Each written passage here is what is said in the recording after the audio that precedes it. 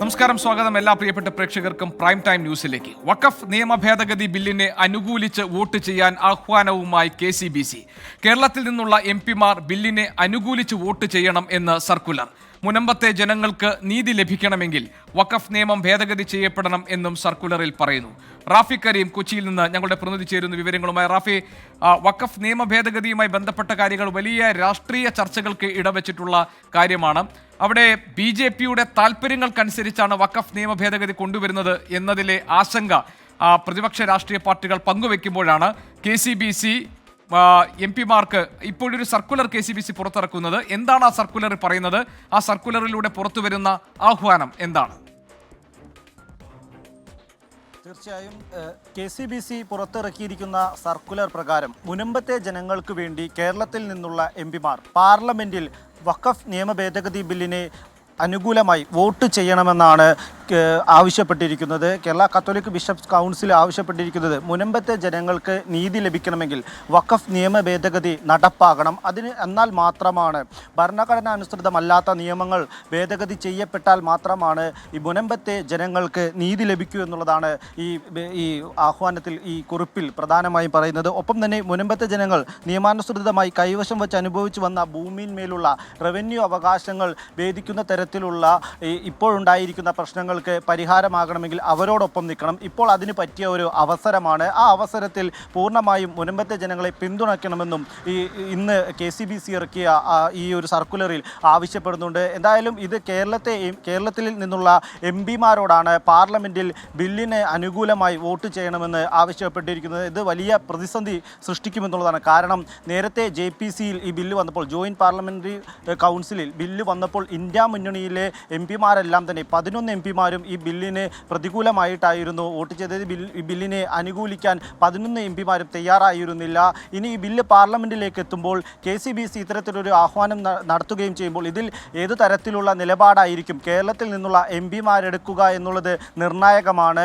നേരത്തെ ഇന്ത്യ മുന്നണി ഒന്നടങ്കം ഈ ബില്ലിൽ BJP-ക്ക് അനുകൂലമായ തരത്തിൽ വലിയ തിരികെക്കയറ്റലുകൾ നിയമത്തിൽ കൊണ്ടുവന്നിരുന്നു എന്നുള്ള തരത്തിലുള്ള കാര്യങ്ങൾ പറഞ്ഞിരുന്നു. ഒപ്പം തന്നെ ഈ ബില്ല് വളരെ പെട്ടെന്നാണ് ഇപ്പോൾ നടപടിക്രമങ്ങൾ പൂർത്തിയാക്കിയത്. ഇത് ബജറ്റ് സമ്മേളനത്തിൽ ഉൾക്കൊള്ളിക്കുന്നതിന് വേണ്ടിയുള്ള നടപടികൾ വളരെ പെട്ടെന്ന് ഈ BJP സർക്കാർ നടത്തിയിരുന്നു. 654 പേജുള്ള ബില്ലിൻ്റെ രൂപം ഈ JPC-യിൽ ഉണ്ടായിരുന്ന MP-മാർക്ക് നൽകിയത് ഒരു ദിവസത്തെ മാത്രം, ഒരു രാത്രിയുടെ മാത്രം ഇടവേള നൽകിയായിരുന്നു. ഇതിനെതിരെയെല്ലാം തന്നെ വലിയ വിമർശനങ്ങൾ പ്രതിപക്ഷത്തിൻ്റെ ഭാഗത്ത് നിന്ന് ഉണ്ടാവുകയും ചെയ്തു. എന്തായാലും KCBC ബില്ലിനെ അനുകൂലിച്ച് വോട്ട് ചെയ്യാൻ കേരളത്തിൽ നിന്നുള്ള MP-മാരോട് ആവശ്യപ്പെടുമ്പോൾ ഇനി ഈ ബില്ലിനെ അനുകൂലിച്ച് വോട്ട് ചെയ്യുമോ, അല്ലെങ്കിൽ ഏതു തരത്തിലുള്ള നിലപാടായിരിക്കും കേരളത്തിൽ നിന്നുള്ള MP-മാർ പാർലമെന്റിൽ എടുക്കുക എന്നുള്ളത് നിർണായകമാണ്. ശരി, റാഫി കരീം ഞങ്ങളുടെ പ്രതിനിധിയാണ് വിവരങ്ങൾ നൽകിയത്. വഖഫ് നിയമ ഭേദഗതി വലിയ രാഷ്ട്രീയ ചർച്ചയായി വിവാദമായി കേരളത്തിൽ മാറുമ്പോഴാണ് കേരളത്തിലെ MP-മാർ വഖഫ് നിയമ ഭേദഗതിക്ക് അനുകൂലമായി വോട്ട് ചെയ്യണം എന്ന് MP-മാരോട് ആഹ്വാനം ചെയ്യുന്ന KCBC-യുടെ സർക്കുലർ പുറത്തു വന്നിരിക്കുന്നത്. അതിന്റെ വിശദാംശങ്ങൾ പങ്കുവയ്ക്കുകയായിരുന്നു റാഫി കരീം ഞങ്ങളുടെ പ്രതിനിധി കൊച്ചിയിൽ നിന്ന്. നവീൻ ബാബുവിന്റെ മരണത്തിൽ കുറ്റപത്രം സമർപ്പിച്ചു.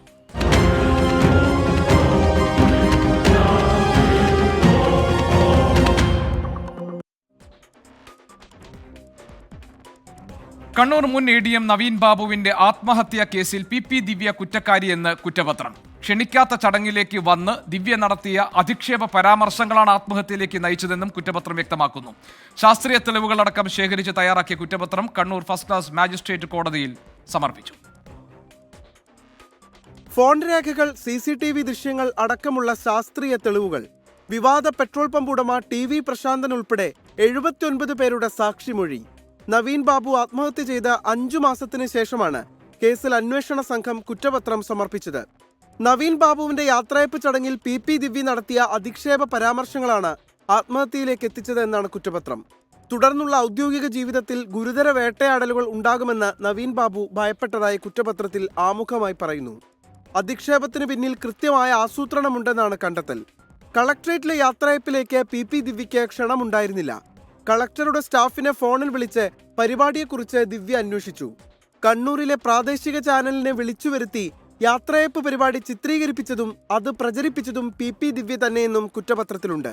PP ദിവ്യയുടെ ആരോപണം സാധൂകരിക്കുന്ന സാഹചര്യ തെളിവുകളെക്കുറിച്ചും കുറ്റപത്രത്തിൽ പരാമർശമുണ്ട്. NOC ലഭിക്കുന്നതിന് മുൻപ് പ്രശാന്തൻ ബാങ്കിൽ നിന്ന് പണം പിൻവലിച്ചെന്നും നവീൻ ബാബുവും പ്രശാന്തനും നിരവധി തവണ ഫോണിൽ സംസാരിച്ചുവെന്നും കുറ്റപത്രത്തിലുണ്ട്. എന്നാൽ ആർക്കുവേണ്ടി എന്തിനുവേണ്ടി ദിവ്യ നവീൻ ബാബുവിനെ അധിക്ഷേപിച്ചു എന്നതിലേക്ക് അന്വേഷണം പോയിട്ടുണ്ടോ എന്ന ചോദ്യം അവശേഷിക്കുകയാണ്. TV പ്രശാന്തൻ നവീൻ ബാബുവിനെതിരെ സൃഷ്ടിച്ച വ്യാജ കൈക്കൂലി പരാതിയും പ്രത്യേക സംഘത്തിന്റെ അന്വേഷണ പരിധിയിൽ വന്നിട്ടില്ല. 24 കണ്ണൂർ. അതേസമയം കുറ്റപത്രത്തിൽ തൃപ്തിയില്ലെന്ന് ADM കെ നവീൻ ബാബുവിന്റെ കുടുംബം പ്രതികരിച്ചു. കേസിൽ പ്രതിസ്ഥാനത്ത് PP ദിവ്യ മാത്രമാണുള്ളത്. ഗൂഢാലോചനയിൽ പങ്കെടുത്തവരെക്കുറിച്ച് അന്വേഷിക്കുന്നില്ലെന്നും കുടുംബം ആരോപിച്ചു. വേറൊരു അന്വേഷണ ഏജൻസി വേണം എന്ന നിലപാടിൽ നിയമ പോരാട്ടം തുടരുമെന്നും നവീൻ ബാബുവിന്റെ കുടുംബം വ്യക്തമാക്കി. ഉള്ളടക്കം എല്ലാം കണ്ടില്ല. ഗൂഢാലോചനയിൽ പങ്കാളികളായിട്ടുള്ളവരുടെ കാര്യങ്ങളൊന്നും കുറ്റപത്രത്തിൽ പ്രതിപാദിക്കുന്നില്ലെന്നാണ് മനസ്സിലാക്കുന്നത്. വഴിയെ പോകുമ്പോൾ കയറി വന്ന് സംസാരിച്ചു എന്നുള്ള തലത്തിലാണ് ദിവ്യ പ്രസംഗത്തിൽ പറയുന്നത്. പിന്നീട് അതിൽ തന്നെ മാറ്റം വരുന്നുണ്ട്. അവർ നന്നായിട്ട് ഗൂഢാലോചന നടത്തി ഇതിനെക്കുറിച്ച് വളരെ ആലോചിച്ചുറപ്പിച്ച് തന്നെയാണ് വന്നത്. അപ്പോൾ തീർച്ചയായിട്ടും ഒറ്റയ്ക്കല്ല, പിന്നിൽ നല്ലൊരു സംഘം തന്നെയുണ്ട്. മറ്റെന്തെങ്കിലും ഇൻറ്റൻഷൻ ഉണ്ടോ എന്നുള്ളത് കൂടി അന്വേഷിക്കേണ്ടതായിരുന്നു. മ്യാൻമർ ബാങ്കോക്ക് ഭൂകമ്പത്തിൽ മരണം 1000 കടന്നു. 2000-ലധികം പേർക്ക് പരിക്കേറ്റതായിട്ടാണ് വിവരങ്ങൾ പുറത്തുവരുന്നത്. മ്യാൻമറിലേക്ക് അടിയന്തര സഹായമായി 15 ടൺ അവശ്യ വസ്തുക്കൾ എത്തിച്ച് ഇന്ത്യയുടെ ഓപ്പറേഷൻ ബ്രഹ്മ. സൈനിക മേധാവിയുമായി ടെലിഫോണിൽ സംസാരിച്ച പ്രധാനമന്ത്രി നരേന്ദ്രമോദി. നായ്പിഡോയിലെ ജയിലിൽ കഴിയുന്ന ആങ് സാൻ സൂചി സുരക്ഷിതയാണെന്നാണ് വിവരം. മ്യാൻമറിലെ രണ്ടാമത്തെ വലിയ നഗരമായ മാൻഡലയിലാണ് ഏറ്റവും കൂടുതൽ നാശനഷ്ടമുണ്ടായത്. ഭൂചലനത്തിന്റെ പ്രഭവ കേന്ദ്രത്തിന് സമീപമാണ് നഗരം സ്ഥിതി ചെയ്യുന്നത്. കെട്ടിടാവശിഷ്ടങ്ങൾക്കിടയിൽ കുടുങ്ങിക്കിടക്കുന്നവർക്കായുള്ള തിരച്ചിൽ ദുഷ്കരമാണ്. മുൻ രാജകൊട്ടാരങ്ങൾ, സർക്കാർ കെട്ടിടങ്ങൾ, മാസോയാനെ ആശ്രമം തുടങ്ങി നിരവധി കെട്ടിടങ്ങൾ തകർന്നു. ഡാം തകർന്ന് താഴ്ന്ന പ്രദേശങ്ങളിൽ വെള്ളപ്പൊക്കമുണ്ടായതായും വിവരമുണ്ട്. രാജ്യം ഇതുവരെ നേരിടാത്ത പ്രതിസന്ധിക്ക് പിന്നാലെ മ്യാൻമാർ സൈനിക മേധാവി അന്താരാഷ്ട്ര സഹായം അഭ്യർത്ഥിച്ചു. ടെന്റുകൾ, സ്ലീപ്പിംഗ് ബാഗുകൾ, മരുന്നുകൾ തുടങ്ങി 15 ടൺ അവശ്യ വസ്തുക്കളാണ് ഇന്ത്യ മ്യാൻമറിലെത്തിച്ചത്. ഓപ്പറേഷൻ ബ്രഹ്മ എന്ന പേരിലായിരുന്നു ഇന്ത്യയുടെ സഹായഹസ്തം. മ്യാൻമാർ സൈനിക മേധാവി മിൻ ഓങ് ഫ്ലൈങ്ങുമായി പ്രധാനമന്ത്രി നരേന്ദ്രമോദി ടെലിഫോണിൽ സംസാരിച്ചു. ദുഷ്കരമായ ഈ സമയത്ത് മ്യാൻമാർ ജനതയ്ക്കൊപ്പം നിൽക്കുന്നുവെന്ന് മോദി എക്സിൽ കുറിച്ചു. പട്ടാള ഭരണമുള്ള മ്യാൻമറിൽ ദുരന്തത്തിന്റെ വ്യാപ്തി സംബന്ധിച്ച പൂർണ്ണവിവരങ്ങൾ പുറത്തുവന്നിട്ടില്ല.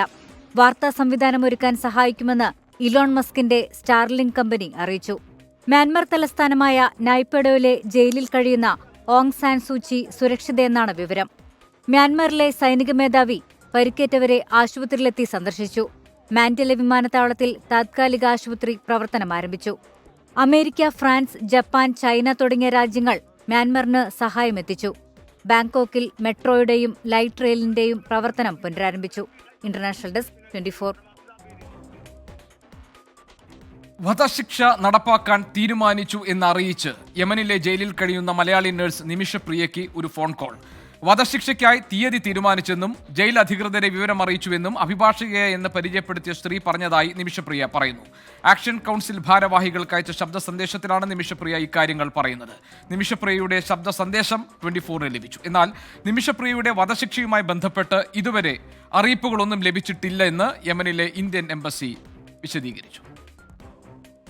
യമൻ പൗരനെ കൊലപ്പെടുത്തിയ കേസിൽ വധശിക്ഷയ്ക്ക് വിധിച്ച നിമിഷപ്രിയ നിലവിൽ യമൻ തലസ്ഥാനമായ സനായിലെ ജയിലിലാണ്. അഭിഭാഷകയുടേതെന്ന് പറഞ്ഞാണ് നിമിഷപ്രിയയ്ക്ക് ജയിലിൽ ഫോൺ കോൾ വരുന്നത്. വധശിക്ഷ നടപ്പാക്കാൻ തീയതി നിശ്ചയിച്ചുവെന്നും ഇക്കാര്യം ജയിൽ അധികൃതരെ അറിയിച്ചുവെന്നുമായിരുന്നു സന്ദേശം. ഈദ് അവധിക്ക് ശേഷം എന്താകുമെന്നറിയില്ല. എല്ലാവരും തന്നോട് വിഷമത്തോടെയാണ് പെരുമാറുന്നതെന്നും ശബ്ദ സന്ദേശത്തിൽ നിമിഷപ്രിയ പറയുന്നു. മെയിൻ ഓഫീസിലെ ഫോണിലേക്ക് വിളിച്ചിട്ട് നിമിഷയെ വേണം എന്ന് പറഞ്ഞിട്ട് അവിടെ തന്നെ വിളിച്ചായിരുന്നു. ഞാൻ പോയി ഫോൺ അറ്റൻഡ് ചെയ്തു. അന്നേരം അവരെന്നോട് പറയുന്നത് ഇങ്ങനെയാണ്, വധശിക്ഷ നടപ്പാക്കാനുള്ള ഡേറ്റ് ഫിക്സ് ചെയ്തു എന്നാണ് പറയുന്നത്. അതിൻ്റെ ഓർഡർ ഇവിടെ ജയിലിൽ വരെ എത്തിയിട്ടുണ്ട് എന്നാണ് പറയുന്നത്. അതിപ്പോൾ ജയിലിലെത്തുന്നത് എല്ലാവരുടെയും സൈനോട് കൂടി ആയിരിക്കും ഇവിടെ എത്തുന്നത്. എന്ന് വെച്ചാൽ എന്തായിരിക്കും, ഇപ്പോൾ അവരുടെ ഈദും റംസാനൊക്കെ കഴിയുമ്പോഴത്തേനും നമ്മളെ തീർക്കാനുള്ള പരിപാടി ആയിരിക്കുമോ? നിമിഷപ്രിയയുടെ മോചനത്തിനായി പ്രവർത്തിക്കുന്ന ആക്ഷൻ കൗൺസിൽ അംഗങ്ങൾക്ക് അയച്ച സന്ദേശത്തിലാണ് ഇക്കാര്യങ്ങൾ വ്യക്തമാക്കിയിരിക്കുന്നത്. കൊല്ലപ്പെട്ട യമൻ പൗരന്റെ കുടുംബവുമായി കൂടിക്കാഴ്ച നടത്താൻ നിമിഷപ്രിയയുടെ അമ്മ യമനിലേക്ക് എത്തിയിരുന്നുവെങ്കിലും കുടുംബത്തെ കാണാൻ കഴിഞ്ഞിരുന്നില്ല. 24 ഡൽഹി. കേരള യൂണിവേഴ്സിറ്റി MBA പരീക്ഷയുടെ ഉത്തരക്കടലാസ് നഷ്ടമായതിൽ ഗൂഢാലോചന സംശയിക്കുന്നതായി ഉന്നത വിദ്യാഭ്യാസ മന്ത്രി doctor R Bindu. Vice chancellor അടിയന്തര യോഗം വിളിച്ചിട്ടുണ്ട്. ഏപ്രിൽ 7-ന് വീണ്ടും പരീക്ഷ നടത്താനുള്ള തീരുമാനം പുനഃപരിശോധിക്കുമെന്നാണ് അറിയുന്നത്. തന്റെ ഭാഗത്ത് വീഴ്ചയുണ്ടായെന്ന് ഉത്തരക്കടലാസ് ഏറ്റുവാങ്ങിയ അധ്യാപകൻ 24-നോട് പറഞ്ഞു. അന്വേഷണം ആവശ്യപ്പെട്ട് വിദ്യാർത്ഥി സംഘടനകൾ രംഗത്തുണ്ട്. മൂല്യനിർണ്ണയത്തിനായി കൈമാറിയ 71 ഉത്തരക്കടലാസുകളാണ് അധ്യാപകനിൽ നിന്ന് നഷ്ടപ്പെട്ടത്. ഇതോടെ 3ാം സെമസ്റ്റർ പ്രോജക്ട് ഫിനാൻസ് പരീക്ഷ വീണ്ടും ഏപ്രിൽ 7-ന് നടത്തുമെന്ന് യൂണിവേഴ്സിറ്റിയിൽ നിന്ന് വിദ്യാർത്ഥികൾക്ക് അറിയിപ്പ് ലഭിച്ചു. ഇമെയിൽ വഴിയാണ് അറിയിപ്പ് ലഭിച്ചത്. മൂല്യനിർണ്ണയത്തിന്റെ പാറ്റേൺ മനസ്സിലാക്കാൻ യൂണിവേഴ്സിറ്റിയിലേക്ക് വരുമ്പോൾ പാലക്കാടിനും ആലത്തൂരിനും ഇടയിൽ വെച്ച് ഉത്തരക്കടലാസുകൾ നഷ്ടപ്പെട്ടു എന്നാണ് അധ്യാപകന്റെ വിശദീകരണം. തന്റെ ഭാഗത്തു നിന്ന് വന്ന വീഴ്ചയാണെന്നും അധ്യാപകൻ 24-നോട് പറഞ്ഞു. ആലത്തൂരൊക്കെ ആയപ്പോഴാണ് ഞാൻ കുഴൽമന്നോ കഴിഞ്ഞപ്പോഴാണ് മനസ്സിലാക്കിയത്. അന്നത്തെ ദിവസം എല്ലാം അവിടെ പോയി എല്ലാം നോക്കി, പക്ഷെ കിട്ടിയില്ല. പക്ഷെ അതൊക്കെ ഒരു കുട്ടികളുടെ ഭാവിയാണ്, നമുക്കിപ്പോൾ ഒന്നും ചെയ്യാൻ പറ്റാതെ കളഞ്ഞുപോയി, അത്രയാണ്. എന്നാൽ ഉത്തരക്കടലാസ് നഷ്ടപ്പെട്ടതിൽ ഗൂഢാലോചനയുണ്ടെന്ന് ഉന്നത വിദ്യാഭ്യാസ മന്ത്രി. കേരളത്തിലെ ഉന്നത വിദ്യാഭ്യാസ മേഖലയെ നിറം കെടുത്തി കാണിക്കാൻ ബോധപൂർവം നടത്തിയ ഒരു ശ്രമമാണോ ഇത് എന്ന് കൂടി സംശയിക്കേണ്ടതുണ്ട് എന്നാണ് ഞാൻ കരുതുന്നത്. സംശയാസ്പദമായിട്ടുള്ള സാഹചര്യം ഇതിന് പിന്നിലുണ്ട്. ഈ ബന്ധപ്പെട്ട ഉദ്യോഗസ്ഥൻ 3 തവണ സർവകലാശാല നോട്ടീസ് നൽകിയിട്ടും പ്രതികരിക്കാതെ നിശബ്ദത പാലിക്കാനുണ്ടായത്. യൂണിവേഴ്സിറ്റി രജിസ്ട്രാർ DGPക്ക് പരാതി നൽകി. 2 വർഷത്തെ MBA കോഴ്സ് പഠനം അവസാനിച്ച് ഭൂരിഭാഗം വിദ്യാർത്ഥികളും വിദേശത്തടക്കം ജോലിക്ക് പ്രവേശിച്ചു കഴിഞ്ഞു. വീണ്ടും പരീക്ഷ നടത്താനുള്ള തീരുമാനത്തോടെ വിദ്യാർത്ഥികളും പ്രതിസന്ധിയിലായി. അതും ഇത്രയും ഷോർട്ട് നോട്ടീസിൽ 1.5 വർഷം 6 മാസം കൊണ്ട് പഠിച്ചത് ഷോർട്ട് നോട്ടീസ് 6 ദിവസം കൊണ്ട് എഴുതണമെന്നും പറഞ്ഞാൽ, അതുമാത്രമല്ല നമ്മൾ 2-3 സ്റ്റുഡൻസ് പുറം വിദേശത്ത് നിൽക്കുകയാണ്. അവർക്ക് വരാൻ ഒരു നിർവാഹവും ഇല്ല. എക്സാമിൻ്റെ പേപ്പർ ഇനി കാണാനാവുമല്ലോ. അത് യൂണിവേഴ്സിറ്റി റെസ്പോൺസിബിലിറ്റി ഒഴിയാണ് ഈ എക്സാം വീണ്ടും കൺസിഡർ ചെയ്തുകൊണ്ട്. അപ്പോൾ ഇനി എക്സാമിൻ്റെ പേപ്പർ ഇനി കാണാതില്ല, നാളെ മെയിൽ വന്നാൽ മറ്റന്നാൾ വീണ്ടും പോയി എക്സാം എഴുതാമെന്ന് പറയുന്ന ഒരു അവസ്ഥയിലോട്ട് വരും. നമ്മൾ ജൂനിയേഴ്സിറ്റി ഉണ്ടല്ലോ എക്സാം എഴുതാൻ.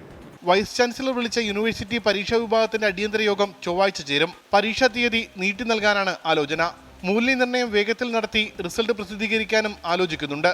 വീഴ്ച വരുത്തിയ അധ്യാപകനെതിരെ നടപടിയെടുക്കും. സംഭവത്തിൽ പ്രതിഷേധിച്ച് SFI യൂണിവേഴ്സിറ്റി ആസ്ഥാനത്തേക്ക് മാർച്ച് നടത്തി.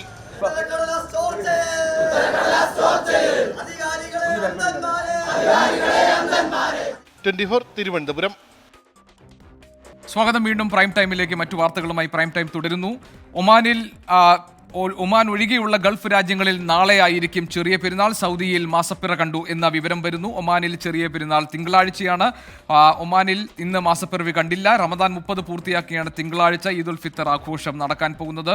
സൗദി അറേബ്യയിൽ ഇന്ന് മാസപ്പിറ കണ്ടിരിക്കുന്നു. അതുകൊണ്ട് ഒമാൻ ഒഴികെയുള്ള ഗൾഫ് രാജ്യങ്ങളിൽ നാളെയായിരിക്കും ചെറിയ പെരുന്നാൾ.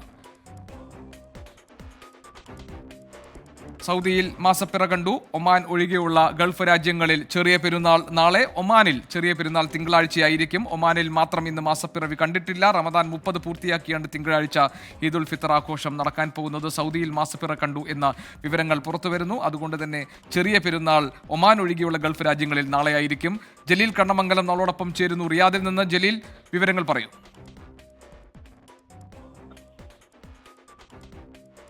കണ്ടതായി സൗദി സുപ്രീം കോടതി സ്ഥിരീകരിച്ചിരിക്കുന്നു. സൗദിയുടെ സമീറിലാണ് മാസം കണ്ടത് അല്പം മുമ്പ്. നാളെയാണ് ചെറിയ പെരുന്നാൾ. ഒമാൻ ഒഴികെ മറ്റു ഗൾഫ് രാജ്യങ്ങളിലും പല അറബ് രാജ്യങ്ങളിലും നാളെയായിരിക്കും ചെറിയ പെരുന്നാൾ. ഒമാനിൽ ഇന്ന് മാസപ്പിറ കണ്ടില്ല. അതുകൊണ്ട് തന്നെ നാളെ റമദാൻ 30 പൂർത്തിയാക്കും. തിങ്കളാഴ്ചയായിരിക്കും ഒമാനിൽ ചെറിയ പെരുന്നാൾ. 1 മാസക്കാലം നീണ്ടുനിന്ന വ്രതാനുഷ്ഠാനം അവസാനിപ്പിച്ച് ഇസ്ലാമത വിശ്വാസികൾ പെരുന്നാൾ ആഘോഷിക്കാനുള്ള തയ്യാറെടുപ്പിലാണ്. തക്ബീർ ധ്വനികൾ മുഴക്കി പെരുന്നാളിനെ വിശ്വാസികൾ സ്വാഗതം ചെയ്യുകയാണ്. നിർബന്ധ കർമ്മമായ ഫിത്ർ സക്കാത്ത് വിതരണം ഇതിനകം ആരംഭിച്ചു. ഓരോ വ്യക്തിയും അരി ഉൾപ്പെടെയുള്ള ധാന്യങ്ങളാണ് പ്രധാനമായി ഫിത്ർ സക്കാത്തായി പാവങ്ങൾക്ക് വിതരണം ചെയ്യുന്നത്. കഴിഞ്ഞ 1 മാസം, അതായത് 29 പകൽ ദിവസം അന്നപാനീയങ്ങൾ ഉപേക്ഷിച്ച് ആരാധന കർമ്മങ്ങളിൽ മുഴുകി നോമ്പെടുത്ത വിശ്വാസികളെ ആ ആത്മീയ ചൈതന്യം ഉൾക്കൊണ്ടുകൊണ്ടാണ് പെരുന്നാൾ ആഘോഷിക്കുന്നത്. നാളെ രാവിലെ തന്നെ പുതുവസ്ത്രങ്ങൾ അണിഞ്ഞ് പെരുന്നാൾ നമസ്കാരത്തിനായി വിശ്വാസികൾ പോകും. പള്ളികളിലും ഈദ്ഗാഹുകളിലും എല്ലാം പെരുന്നാൾ നമസ്കാരത്തിനുള്ള വിപുലമായ ഒരുക്കങ്ങൾ പൂർത്തിയായിട്ടുണ്ട്. മക്കയിലും മദീനയിലുമുള്ള ഹറം പള്ളികളിൽ ലക്ഷക്കണക്കിന് വിശ്വാസികൾ പെരുന്നാൾ നമസ്കാരത്തിലും ഖുത്ബയിലും പങ്കെടുക്കും. മക്കയിലെ ഹറം പള്ളിയിലെ ഷെയ്ഖ് അബ്ദുറഹ്മാൻ സുദൈസ് പെരുന്നാൾ നമസ്കാരത്തിലും ഖുത്ബക്ക് നേതൃത്വം നൽകും. സൂര്യൻ ഉദിച്ച് 15 മിനിറ്റ് ആയാൽ പെരുന്നാൾ നമസ്കാരം നിർവഹിക്കണമെന്നാണ് സൗദി മതകാര്യ മന്ത്രാലയത്തിന്റെ നിർദ്ദേശം. 19,000-ഓളം സ്ഥലങ്ങളിൽ സൗദിയിൽ മാത്രം പെരുന്നാൾ നമസ്കാരം നടക്കുന്നുണ്ട്. 15,948 പള്ളികളും 3,939 ഈദ്ഗാഹുകളും നമസ്കാരത്തിനായി ഒരുങ്ങിയിരിക്കുകയാണ്.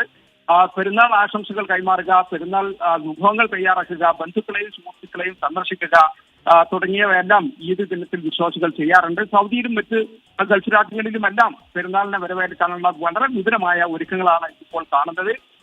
പെരുന്നാൾ വിപണി വളരെ സജീവമാണ്. വിഭവങ്ങൾ വാങ്ങാനുള്ള തിരക്കുകളും മറ്റും റോഡുകളിലും അതോടൊപ്പം തന്നെ ഷോപ്പിംഗ് കേന്ദ്രങ്ങളിലുമെല്ലാം കാണുന്നുണ്ട്. ഉപദേശം ശരി, ജലീൽ കണ്ണമംഗലമാണ് റിയാദിൽ നിന്ന് ജിദ്ദയിൽ നിന്ന് വിവരങ്ങൾ നൽകിയത്. ഒമാനിൽ മാസപ്പിറവി കാണാത്തതിനാൽ ചെറിയ പെരുന്നാൾ ഒമാനിൽ തിങ്കളാഴ്ചയെ ആഘോഷിക്കും.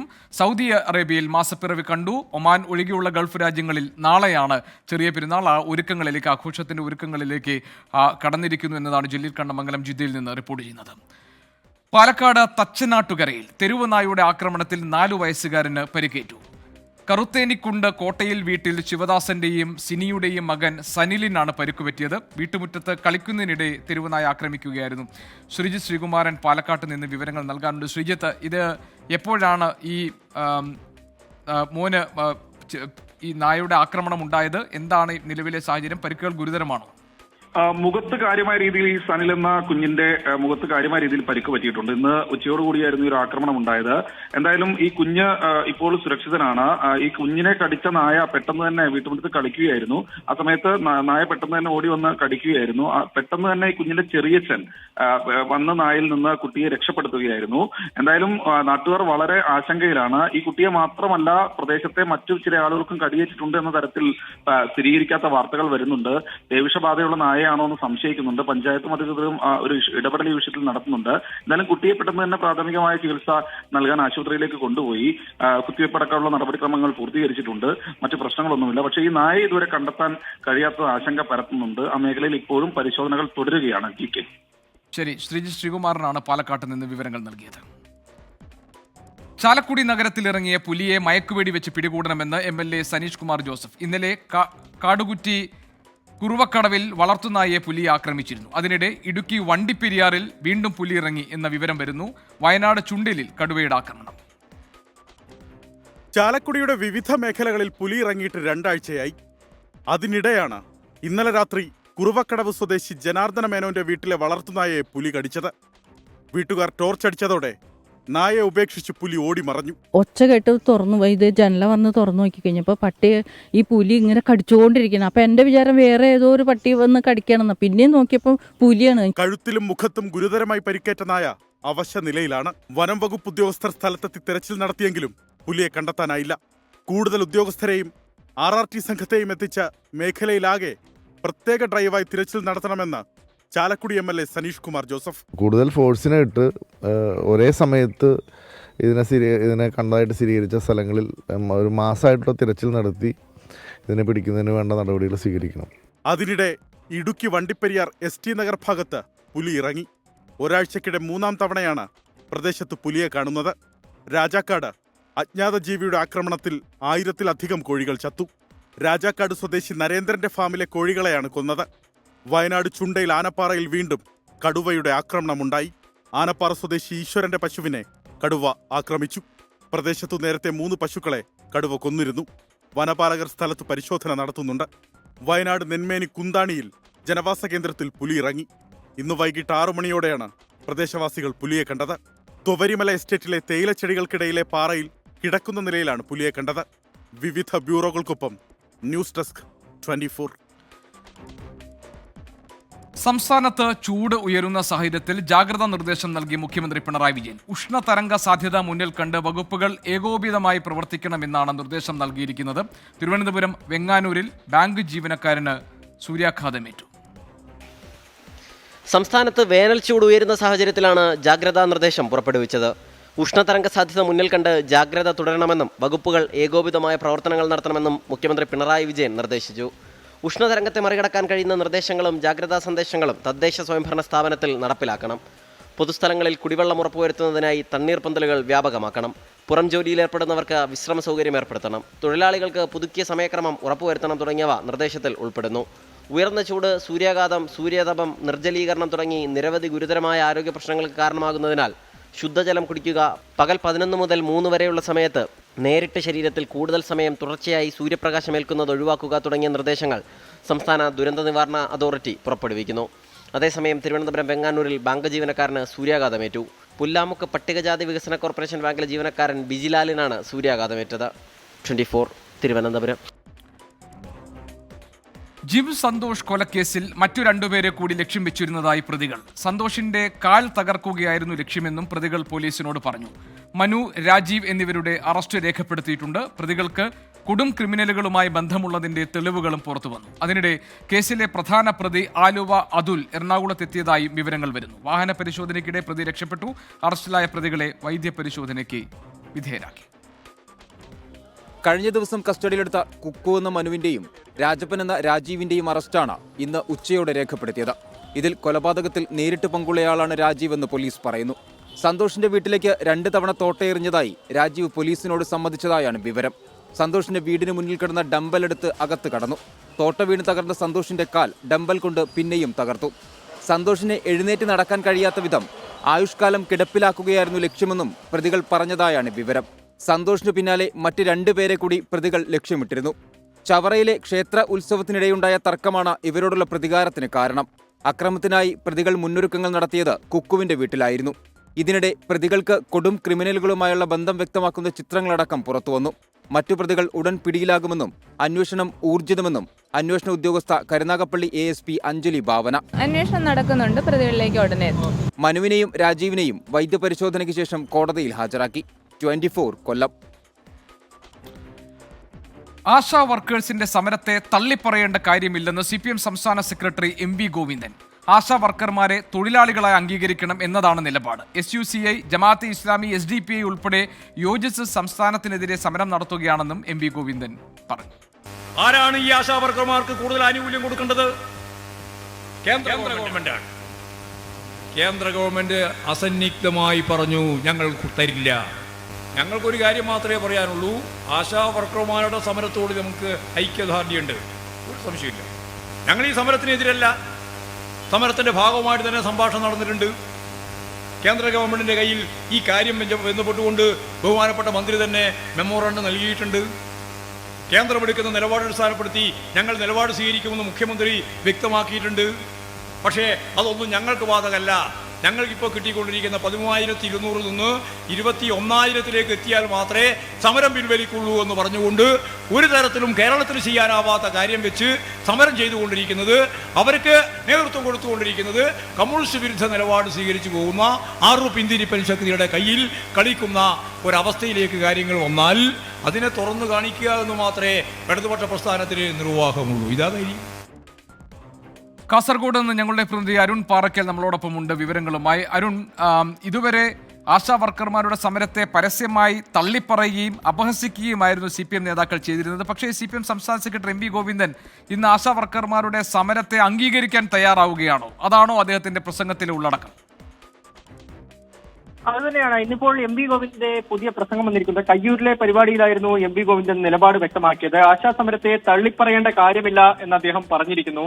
ആശാ വർക്കർമാരെ തൊഴിലാളികളായി അംഗീകരിക്കണമെന്നാണ് CPIMന്റെ നിലപാടെന്നാണ് MV ഗോവിന്ദൻ ഇന്ന് പറഞ്ഞിരിക്കുന്നത്. പക്ഷേ ആശാ വർക്കർമാർക്ക് കൂടുതൽ ആനുകൂല്യം നൽകേണ്ടത് കേന്ദ്ര സർക്കാരാണ്. അതിൽ ഒരു തരത്തിലുള്ള വിട്ടുവീഴ്ചയും സംസ്ഥാന സർക്കാർ ചെയ്യില്ല. വേതനം വർദ്ധിപ്പിക്കാനാവില്ലെന്ന നിലപാട് കേന്ദ്ര സർക്കാർ സ്വീകരിച്ചു വരുന്നത് കൊണ്ടാണ് ഈ പ്രശ്നങ്ങളൊക്കെ ഉണ്ടാവുന്നതെന്നാണ് ഇപ്പോൾ MV ഗോവിന്ദൻ പറഞ്ഞിരിക്കുന്നത്. SUCI, ജമാഅത്ത് ഇസ്ലാമി, SDPI ഉൾപ്പെടെ യോജിച്ച് സംസ്ഥാനത്തിനെതിരെ സമരം നടത്തുകയാണ്. ഇവരാണ് ഈ ആശാ വർക്കർമാരുടെ പുറകിലുള്ളത്. ഈ സമരം ഇങ്ങനെ കൊണ്ടുപോകാനുള്ള കാരണം ഇവരുടെ ഒരു കൂട്ടുകെട്ടാണ്. മഴവിൽ സഖ്യമുണ്ടാക്കി കേരളത്തിലെ ഗവൺമെന്റിനെ പാഠം പഠിപ്പിക്കാമെന്നാണ് കരുതുന്നതെങ്കിൽ ജനങ്ങളുടെ പിന്തുണ അതിന് ലഭിക്കില്ല എന്നും MV ഗോവിന്ദൻ കൂട്ടിച്ചേർക്കുന്നു. പക്ഷേ പ്രധാനപ്പെട്ട ഒരു കാര്യം, ആശാ സമരത്തെ തള്ളിപ്പറയേണ്ട കാര്യമില്ല. അവർക്ക് ലഭിക്കേണ്ട ആനുകൂല്യങ്ങൾ ലഭിക്കുക തന്നെ വേണം. അത് കേന്ദ്ര സർക്കാരാണ് നൽകേണ്ടത്. ആശാ വർക്കർമാരെ തൊഴിലാളികളായി അംഗീകരിക്കണമെന്നാണ് ഇടതുപക്ഷത്തിന്റെ നിലപാടെന്ന് MV ഗോവിന്ദൻ ചൂണ്ടിക്കാണിക്കുന്നു. ശരി, അരുൺ പാറയ്ക്കലാണ് വിവരങ്ങൾ നൽകിയത് കാസർഗോഡ് നിന്ന്. തിരുവനന്തപുരത്ത് സെക്രട്ടേറിയറ്റിന് മുന്നിലെ അംഗനവാടി ജീവനക്കാരുടെ രാപകൽ സമരം അവസാനിപ്പിച്ചു. ധനമന്ത്രി KN ബാലഗോപാലുമായി നടത്തിയ ചർച്ചയ്ക്ക് ശേഷമാണ് 13 ദിവസമായി തുടരുന്ന സമരം അവസാനിപ്പിച്ചത്. 3 മാസത്തിനുള്ളിൽ ആവശ്യങ്ങൾ പരിഹരിച്ചില്ലെങ്കിൽ സെക്രട്ടേറിയറ്റിന് മുന്നിൽ നിരാഹാരം ആരംഭിക്കുമെന്ന് അംഗനവാടി ജീവനക്കാർ പ്രഖ്യാപിച്ചു. 10 ആവശ്യങ്ങൾ ഉന്നയിച്ചായിരുന്നു കോൺഗ്രസ് അനുകൂല സംഘടനയായ അംഗനവാടി എംപ്ലോയീസ് ഫെഡറേഷന്റെ സമരം. സർക്കാർ ജീവനക്കാരായി അംഗീകരിക്കുക, മിനിമം വേതനം 21,000 രൂപയാക്കുക, വേതനം ഒറ്റത്തവണ നൽകുക തുടങ്ങിയവയായിരുന്നു പ്രധാന ആവശ്യങ്ങൾ. 13 ദിവസങ്ങൾക്ക് ശേഷം ധനമന്ത്രി KN ബാലഗോപാലുമായി നടത്തിയ ചർച്ചയിലാണ് സമരം താൽക്കാലികമായി അവസാനിപ്പിക്കുന്നത്. ക്ഷേമോദി ആനുകൂല്യങ്ങൾ എത്രയും പെട്ടെന്ന് വിതരണം ചെയ്യുന്ന ഉറപ്പ് കിട്ടിയിട്ടുണ്ട്. നമ്മളെ ഫോണ് നമുക്ക് തരുമെന്നുള്ള ഉറപ്പ് ഞങ്ങൾക്ക് കിട്ടിയിട്ടുണ്ട്. ബാക്കിയുള്ള കാര്യങ്ങൾ പഠിക്കുന്നതിന് വേണ്ടി 10 ദിവസത്തിനുള്ള ഒരു കമ്മിറ്റി രൂപീകരിക്കുമെന്നും 3 മാസത്തിനുള്ളിൽ അംഗൻവാടിക്കാരുടെ പ്രശ്നങ്ങളെല്ലാം പരിഹരിച്ചുകൊണ്ട് അതിനൊരു പരിഹാരം കാണുമെന്ന് ധനകാര്യ വകുപ്പ് മന്ത്രി തന്ന ഉറപ്പിൻ്റെ മേൽ ഇന്ന് ഞങ്ങൾ ഈ സമരം അവസാനിപ്പിക്കുകയാണ്. 90 ദിവസത്തിനുള്ളിൽ ആവശ്യങ്ങൾ പരിഹരിച്ചില്ലെങ്കിൽ സമരം തുടരാനാണ് ജീവനക്കാരുടെ തീരുമാനം. 91 ദിവസത്തിനകം ഒന്നും നടന്നില്ലെങ്കിൽ നമ്മൾ വീണ്ടും പൂർവാധികം ശക്തിയായി സമരം നടത്തുന്നതാണ്. മാർച്ച് 17 ആരംഭിച്ച രാപ്പകൽ സമരമാണ് 13-ാം ദിവസം ചർച്ചയ്ക്കൊടുവിൽ അവസാനിപ്പിക്കുന്നത്. 24 തിരുവനന്തപുരം. പാലക്കാട് ആലത്തൂരിൽ ഡെന്റൽ ക്ലിനിക്കിൽ ഗുരുതര ചികിത്സാ പിഴവ്. ചികിത്സയ്ക്കിടെ യുവതിയുടെ നാക്കിൽ ഡ്രില്ലർ തുളച്ചു കയറി. ആലത്തൂർ ഡെന്റൽ കെയർ ക്ലിനിക്കിനെതിരെ പോലീസ് കേസെടുത്തു. 2022 മുതൽ ആലത്തൂർ ഡെന്റൽ കെയർ ക്ലിനിക്കിൽ ചികിത്സ നടത്തി വന്നിരുന്ന ഗായത്രി സൂരജാണ് ഗുരുതര ആരോപണവുമായി രംഗത്തെത്തിയത്. നേരത്തെയുള്ള ചികിത്സയുടെ ഭാഗമായി വെച്ചിരുന്ന ഗം എടുക്കാനാണ് ക്ലിനിക്കിലെത്തിയത്. ചികിത്സയ്ക്കിടെ ഡ്രില്ലർ യുവതിയുടെ നാവിൽ തുളച്ചു കയറുകയായിരുന്നു. ഇതിലൊരു ഗം എടുക്കാൻ വേണ്ടിയിട്ട് ഇങ്ങനെ പോയതാണ് ഡോക്ടറെ കൺസൾട്ട് ചെയ്യാൻ. അപ്പോൾ അവർ ആ ഡ്രില്ലറും കൊണ്ട് നാക്കിൻ്റെ അടിയിലേക്ക് തുളയ്ക്കുകയാണ് ചെയ്തത്. നമുക്ക് വലിയൊരു ഹോളായിട്ട് വരികയാണ് ചെയ്തത്. ഒരുപാട് പെയിൻഫുൾ ആയിരുന്നു. പ്രശ്നമില്ലെന്നും മുറിവ് ഭേദമാകുമെന്നും പറഞ്ഞ് ക്ലിനിക് അധികൃതർ ഗായത്രിയെ പറഞ്ഞുവിട്ടുവെന്നാണ് ആരോപണം. പക്ഷേ ഭക്ഷണം പോലും കഴിക്കാനാകാതെ വന്നതോടെ പാലക്കാട് ഗവൺമെന്റ് ആശുപത്രിയിൽ യുവതി ചികിത്സ തേടുകയായിരുന്നു. പാലക്കാട് ഗവൺമെന്റ് ഹോസ്പിറ്റലിൽ ഡെന്റൽ സർജനെ പോയി കൺസൾട്ട് ചെയ്തു. അപ്പോൾ അവർ പറയുന്നത് വളരെ സിവിയർ ആണ്, നെർവിൽ തട്ടിയിട്ടുണ്ടോ എന്നുള്ള സംശയവും സർജറി ആയിട്ട് ചിലപ്പോൾ ബന്ധപ്പെടേണ്ടി വരും എന്നുള്ളതും കൂടെയാണ് പറഞ്ഞത്. ഗവൺമെന്റ് ആശുപത്രിയിൽ നിന്ന് ഡിസ്ചാർജ് ആയ ശേഷം ഗായത്രി ആലത്തൂർ പോലീസ് സ്റ്റേഷനിൽ പരാതി നൽകി. പോലീസ് ആലത്തൂർ ഡെന്റൽ കെയർ ക്ലിനിക്കിനെതിരെ കേസെടുത്തിട്ടുണ്ട്. ശ്രീകുമാരൻ, 24 പാലക്കാട്. ലഹരിക്കും അക്രമത്തിനും എതിരെ 24 chief editor R Sreekandan Nair നടത്തുന്ന കേരള യാത്രയുടെ പൂർണ്ണ രൂപം പ്രേക്ഷകർക്ക് കാണാം. 24ന്റെ SKN40 എന്ന കവറുള്ള യൂട്യൂബ് പേജിലും സോഷ്യൽ മീഡിയ പേജുകളിലും ഇത് ലഭ്യമാണ്.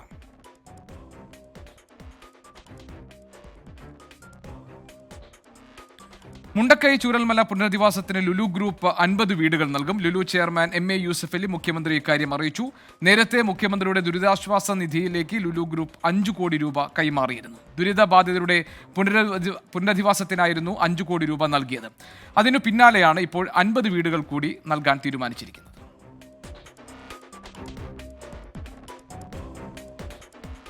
കോഴിക്കോട് കോവൂർ ഇരിങ്ങാടൻപള്ളി റോഡിലെ രാത്രികാല കടകൾ രാത്രി 10:30 വരെ പ്രവർത്തിക്കും. റോഡരികിലെ വാഹന പാർക്കിംഗ് ഒഴിവാക്കാനും പ്രദേശത്ത് CCTV ക്യാമറകൾ സ്ഥാപിക്കാനും പോലീസ് വിളിച്ചു ചേർത്ത സർവകക്ഷി യോഗത്തിൽ തീരുമാനിച്ചു.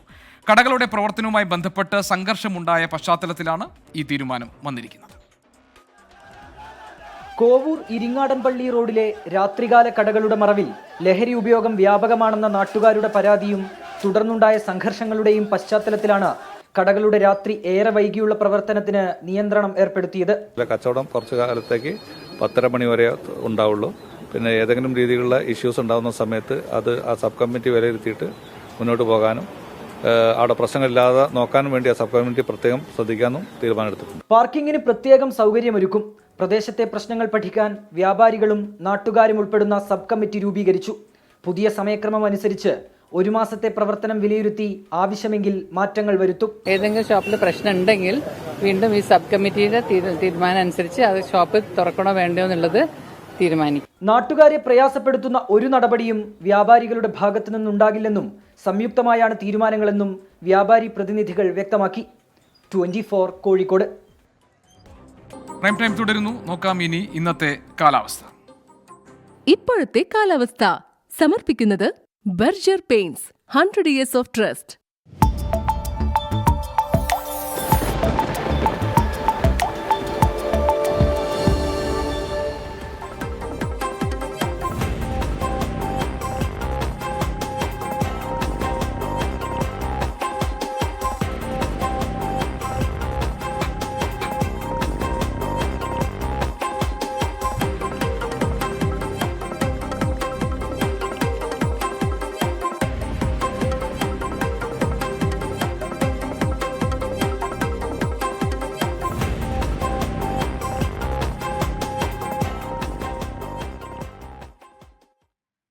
ഇനി കാണാം വാൽകഷ്ണം.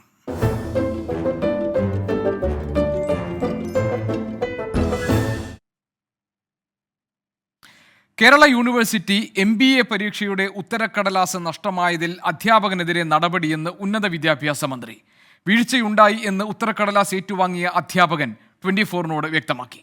ഒന്ന് ജയിച്ചു കയറണമെങ്കിൽ എത്ര തവണ പരീക്ഷ എഴുതണം? കാണാം M. അഫ്സൽ തയ്യാറാക്കിയ വാൽകഷ്ണം. അല്ല, നമ്മളെ ഉന്നത വിദ്യാഭ്യാസമൊക്കെ ഇപ്പൊ എവിടം വരെ എത്തി? നമ്മുടെ ഉന്നത വിദ്യാഭ്യാസ സ്ഥാപനങ്ങൾ, കേരളത്തിലെ സർവകലാശാലകളെല്ലാം തന്നെ ദേശീയ അന്തർദേശീയ ഗുണനിലവാര പരിശോധനകളിൽ വളരെ മികച്ച പ്രകടനം കാഴ്ചവെച്ച് തിളങ്ങി നിൽക്കുന്ന ഒരു സന്ദർഭമാണിത്. തന്നെ? അപ്പൊ കേരള സർവകലാശാലയുടെ കാര്യം എങ്ങനെ? കേരള സർവകലാശാല NAC അക്രഡിറ്റേഷനിൽ ഏറ്റവും ഉയർന്ന ഗ്രേഡായ A++ കരസ്ഥമാക്കി.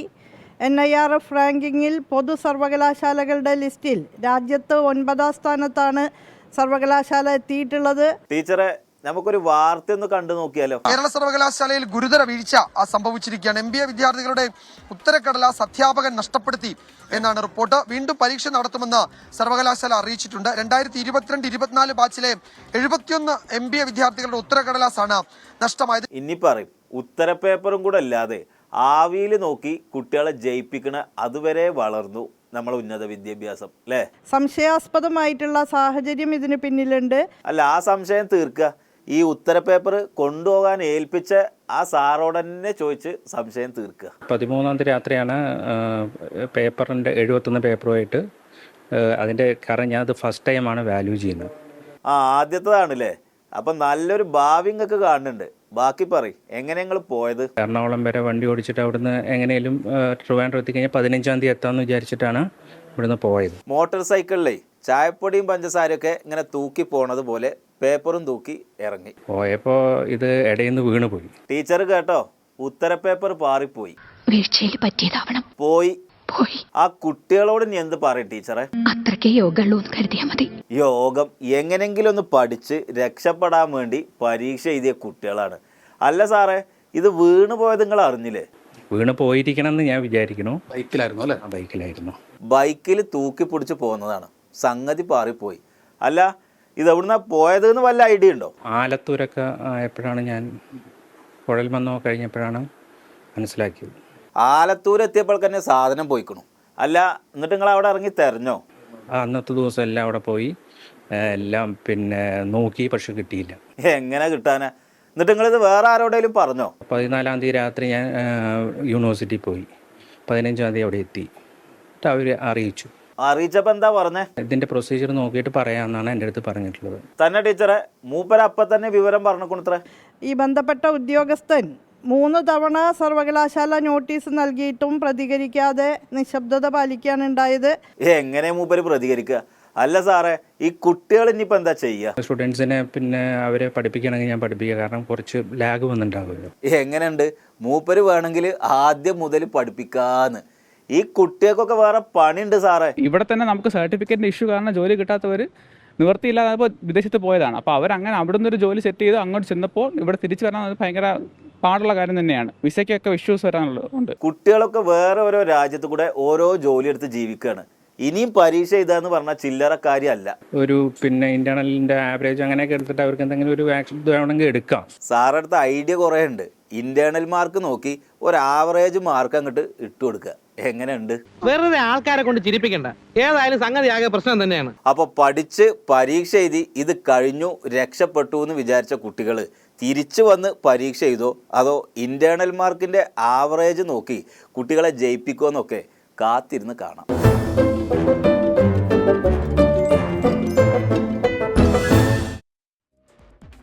ഈ വാൽകഷ്ണത്തോടെ ഇന്നത്തെ പ്രൈം ടൈം ഇവിടെ പൂർത്തിയാകുന്നു. ഇനി നാളെ ഇതേ സമയം. Good night.